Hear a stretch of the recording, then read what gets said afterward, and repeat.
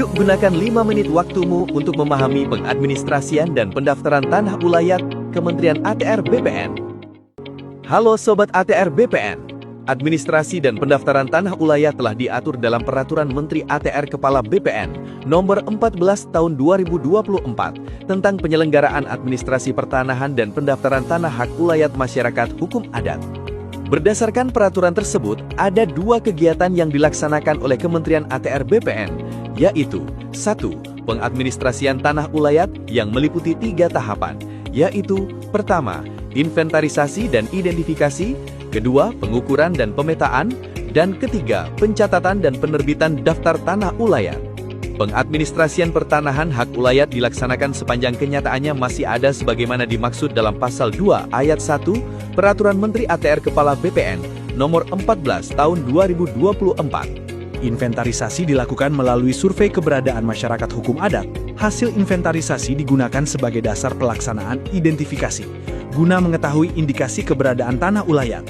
Hasil inventarisasi disampaikan oleh Direktorat Jenderal yang membidangi penetapan hak dan pendaftaran tanah kepada Kepala Kantor Pertanahan untuk dilakukan verifikasi. Jika bidang tanah ulayat clear and clean, maka masyarakat hukum adat dapat mengajukan permohonan pengukuran ke Kantor Pertanahan. Berdasarkan hasil verifikasi, masyarakat hukum adat melakukan pemasangan tanda batas bidang tanah ulayat dan dituangkan dalam surat pernyataan pemasangan tanda batas.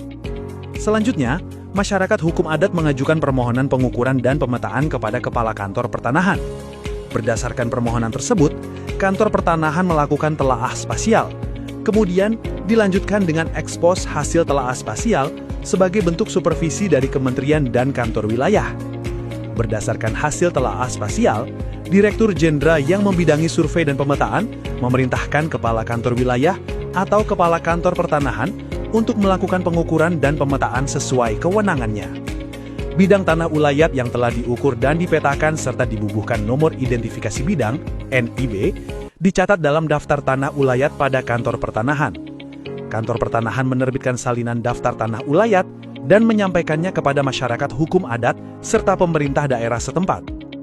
2. Pendaftaran tanah ulayat yang meliputi pendaftaran hak pengelolaan atas kesatuan masyarakat hukum adat dan pendaftaran hak milik atas kelompok anggota masyarakat hukum adat.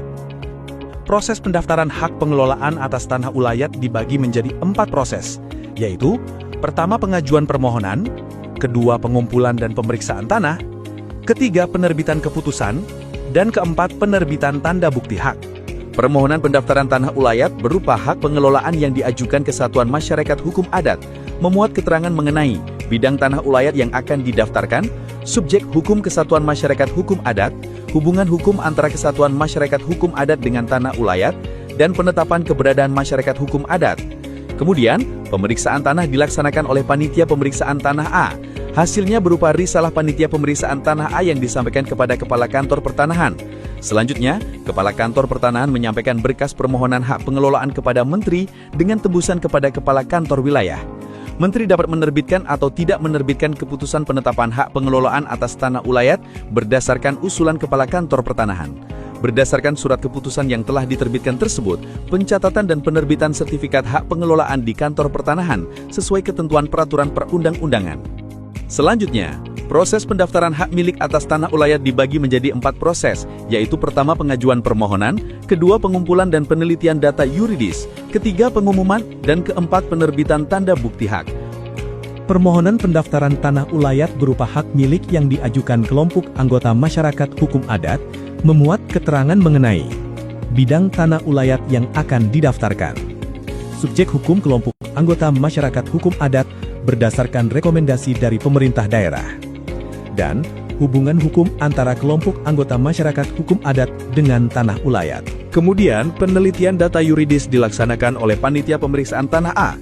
Hasilnya, berupa risalah penelitian data yuridis dan penetapan batas. Selanjutnya, pengumuman daftar data yuridis dan data fisik bidang tanah dan peta bidang tanah yang bersangkutan dilaksanakan selama 30 hari kalender di Kantor Pertanahan dan Kantor Desa atau Kelurahan.